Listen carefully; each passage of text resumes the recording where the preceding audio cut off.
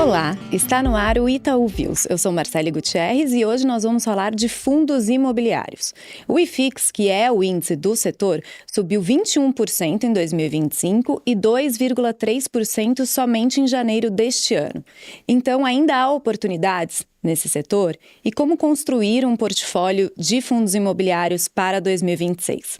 Esse será o nosso assunto hoje. Então, para apresentar as nossas convidadas, estou aqui com Larissa Napo, que é analista de fundos imobiliários aqui do Itaú BBA.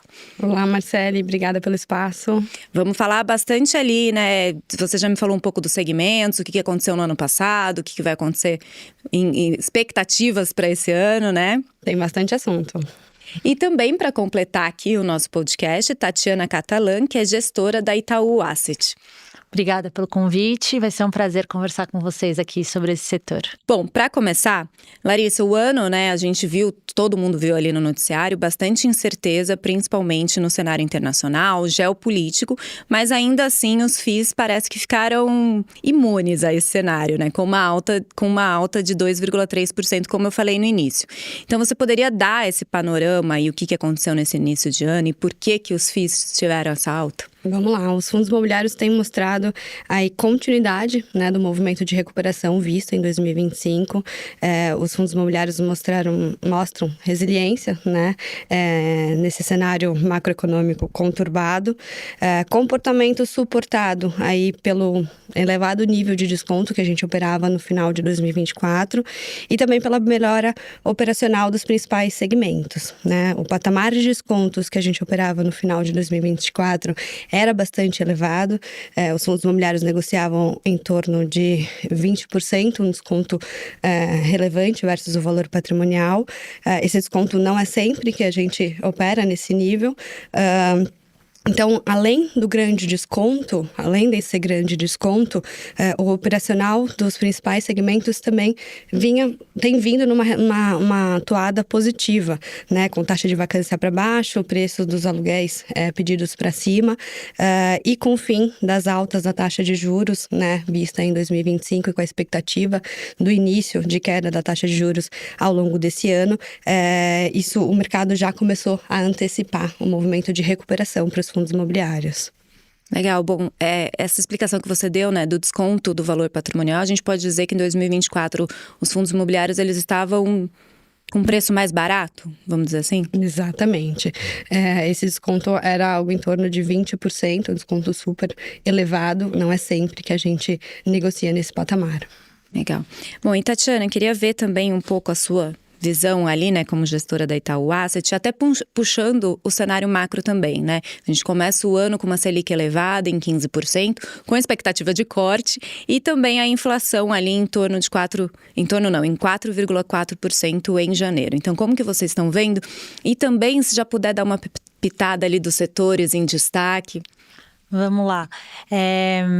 Eu acho que a gente começa o ano em termos, como você comentou, um pouco mais voláteis, né, na economia ou na política internacional, mas com uma tendência bastante positiva, principalmente na questão de inflação, né? E isso traz um conforto mais forte para esse início de corte de juros aqui no Brasil, né?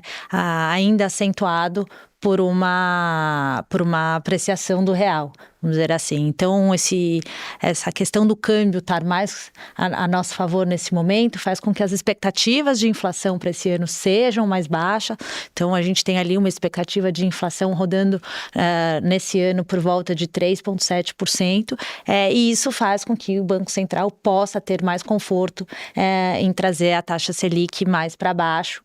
E isso beneficia muito o segmento de fundos imobiliários, que tem uma correlação super forte com a taxa de juros futuras, e as taxas estão demonstrando essa precificação. E aí, com isso, a gente viu o segmento tendo uma performance positiva desde o final do ano passado, principalmente os segmentos que, como a Larissa comentou, estavam mais descontados, que a gente chama o segmento dos fundos de tijolo, né? Que são os segmentos que têm ativos reais dentro do portfólio, sejam escritórios, sejam galpões ou shoppings. Acho que esses são os três principais setores, principalmente do IFIX.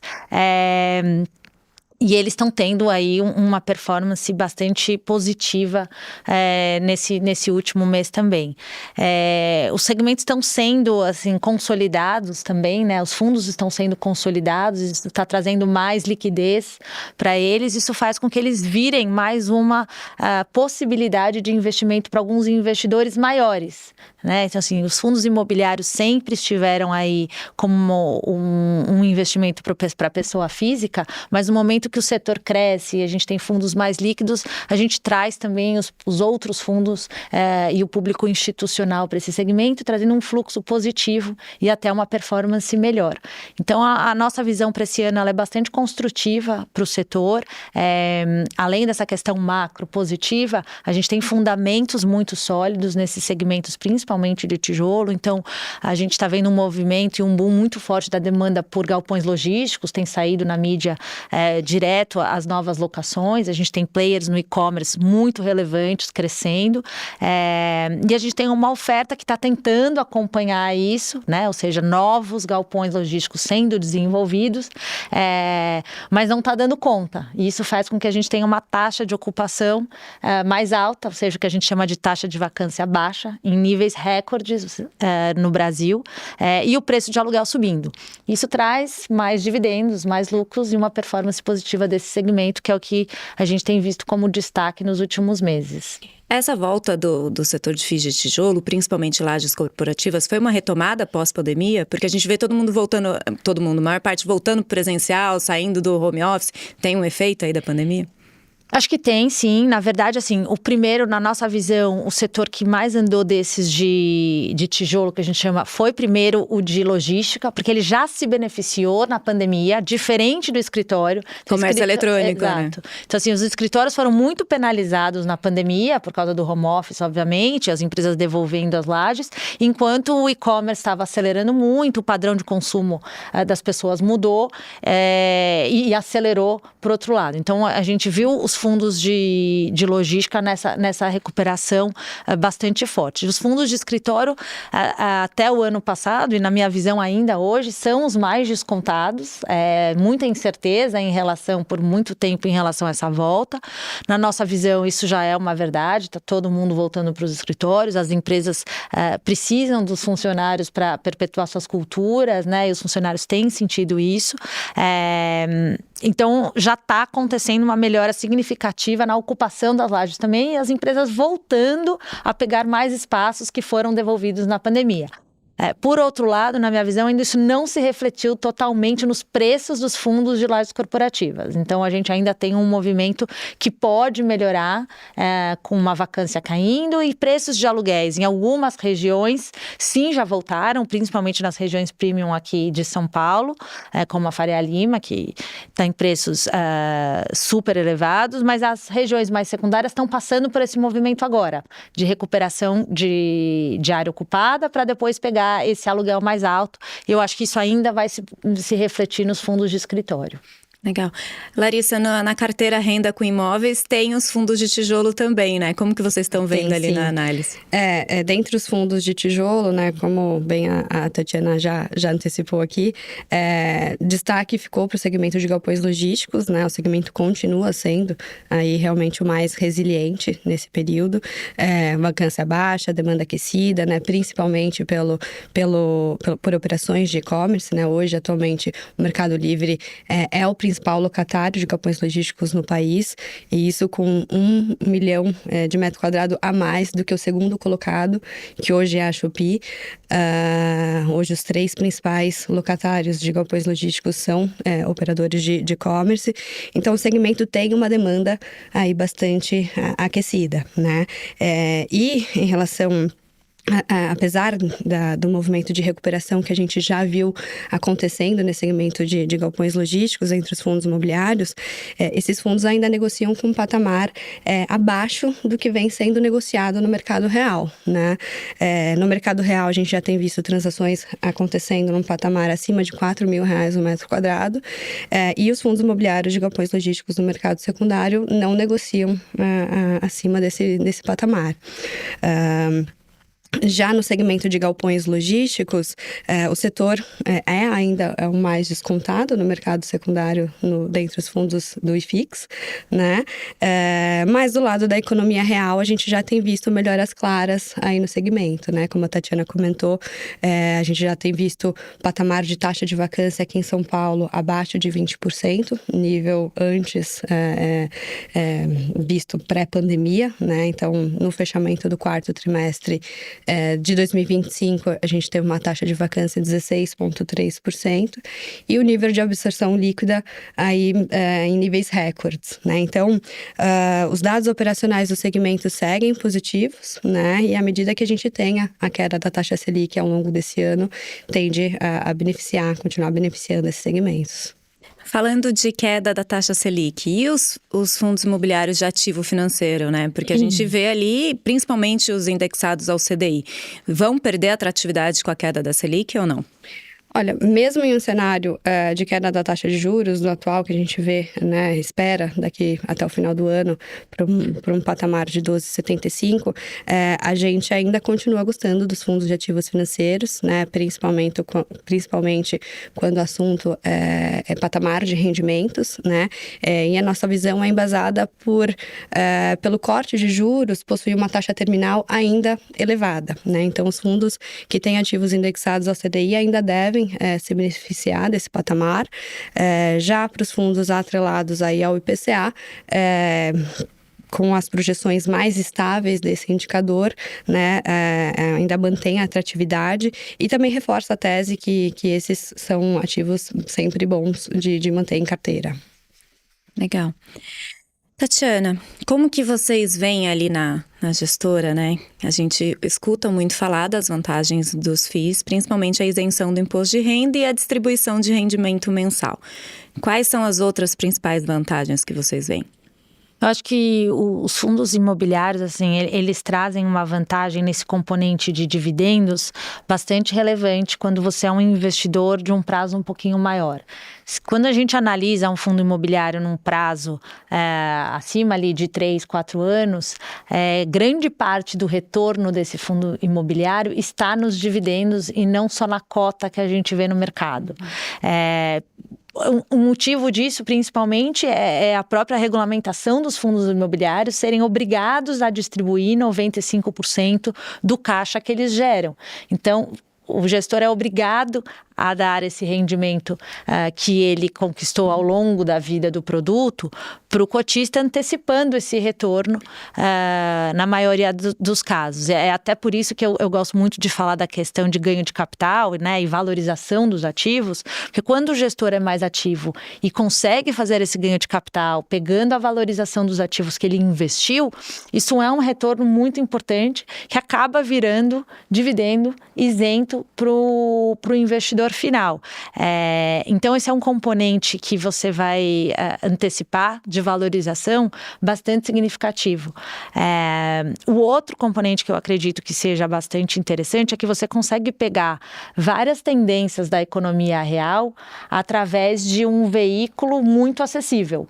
Né? Então, quando a gente acabou de falar, você está num momento muito positivo de e-commerce, os galpões estão sendo muito beneficiados, você está num momento positivo das empresas investindo, seja de tecnologia, seja de fintech, seja de financeiro, você consegue se beneficiar também ali, por exemplo, nos escritórios. Você está num momento positivo para dar crédito ou para se financiar, você também consegue se beneficiar disso. Então, é uma maneira acessível, porque as cotas dos fundos são muito acessíveis para qualquer investidor, você não precisa despender um recurso muito grande para comprar um imóvel, e você tem a liquidez. Né? Então, você consegue entrar e sair com bastante facilidade, mas na minha visão com muito cuidado, porque nesse entrar e sair, muitas vezes, se você se antecipa, você pode acabar até, vamos dizer assim, perdendo dinheiro ou perdendo, assim, grande parte do benefício do que você investiu. E a possibilidade de diversificação. Né? Porque quando você investe em um único imóvel, você coloca muito dinheiro e está muito concentrado naquela região ou naquele imóvel. Quando você está num fundo, na maioria das vezes, você tem vários ativos dentro daquele fundo. Então, você tem uma pulverização muito maior de riscos que trazem um benefício para a tua carteira também, né? E como que vocês fazem ali na Itaú Asset para decidir a alocação, né? Tem, no setor imobiliário tem os FIIs, tem crédito imobiliário também. Como que vocês decidem ali, dependendo de cada momento? E também, se já puder falar um pouco ali dos fundos da Itaú Asset. Sim. A gente faz uma análise, assim, bastante top-down, vamos dizer assim, inicialmente, né? Então, o que a gente estava falando de cenário macroeconômico é muito importante para a gente estar mais alocado em FIIs ou estar mais alocado no crédito puro. E depois a gente vai indo para o micro de cada setor até chegar no micro de cada fundo, tá? Então a gente tem hoje no nosso principal fundo, nosso maior fundo hoje, que é o ITRI, que é um fundo multi-estratégia, uma alocação relevante em galpões logísticos, pelo que a gente comentou agora, né? Então quase 15% do fundo está exposto a isso desde o ano passado, para se beneficiar desse movimento todo que a gente comentou. A questão do crédito específico, né, passa por todas as nossas governanças, mas também ele traz um componente muitas vezes mais estável, num momento mais difícil, como a gente passou em 2024, mas nesse momento que a gente acha que tem um grande potencial de valorização de capital nos fundos, a gente prefere estar mais alocado nos fundos. E aí a gente consegue, através dos nossos veículos, estar exposto a outras estratégias que complementam esse ganho. Então, no ITRI, a gente consegue ter uma parcela, por exemplo, de ações, que nos beneficiou muito ao longo do ano passado, para trazer o que eu comentei de ganho de capital em forma de dividendo para os nossos investidores, que é uma maneira da gente, com uma gestão profissionalizada, trazer mais diversificação e potencial para o nosso investidor, investindo em ações, obviamente, do mesmo setor. Então, a gente se beneficiou muito do movimento de baixa renda, que foram as ações que subiram muito ano passado, e a gente ainda consegue também estar investindo em fundos que muitas vezes não chegam no investidor final, porque são tickets mais elevados, que o investidor às vezes sozinho não tem acesso. Então a gente investiu em um fundo que desenvolveu 2 galpões, por exemplo. Então ele participou de toda a construção até a venda desses galpões, com potencial de retorno ali acima de 20%, e agora a gente está se beneficiando dessa venda de novo em forma de dividendo. Isso traz uma pulverização de riscos muito grande para o portfólio, e, por outro lado, uma estabilidade de fluxo de dividendos que a gente tem guiando nossos investidores. Então, é mais ou menos assim que a gente vai trazendo para o nosso portfólio uma relação, vamos dizer, risco-retorno, na nossa visão, bastante construtiva para o investidor de longo prazo. Bom, e para já começar a resumir nosso episódio, acho que a pergunta que todo o nosso público gosta de ouvir: como que você vê aí para o investidor ele montar um portfólio esse ano? Onde que está a melhor relação risco e retorno? O que vocês identificam? Acho que a gente já falou um pouco, mas resumindo tudo aí. Eu acho que assim, hoje, eu acho que os investidores obviamente querem dividendos, então a participação na carteira dos fundos de ativos financeiros, como a Larissa colocou, mesmo a gente tendo no movimento de queda da Selic, ela traz aí um componente de dividend yield mais alto. Então, acho que ainda é importante ter na carteira, e aí obviamente vai depender de perfil de risco, entre 40% a 60% da carteira em fundos de papel, que a gente chama, né, os fundos de ativo financeiro, e aí bastante cuidado com essas carteiras, né, para você não estar concentrando muito risco, seja num incorporador, seja num mercado mais pulverizado, né, nos loteamentos ou em créditos às próprias holdings. E na nossa visão aqui, a gente tem que estar exposto nesse segmento de tijolos, que é um segmento que os fundamentos estão extremamente sólidos, que ainda não estão totalmente refletidos nos preços do fundo imobiliário, muito pela questão macroeconômica de taxa de juros alta e custo de oportunidade, mas que, na nossa visão, vão se beneficiar aí ao longo do ano. Tem fundamento, né? Tem fundamento para isso. E Larissa, ali na análise também, como que você está vendo e já dando aí uma perspectiva para 2026?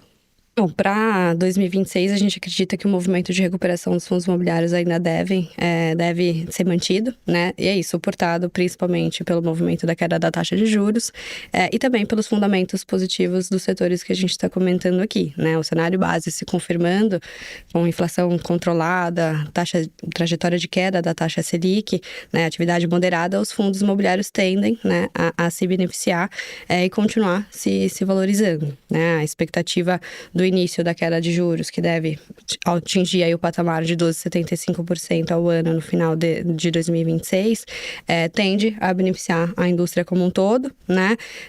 Caso essa tendência se confirme, né, os fundos imobiliários devem se beneficiar de um custo de capital menor, impulsionando aí principalmente, como a gente comentou, os fundos imobiliários de tijolo, né?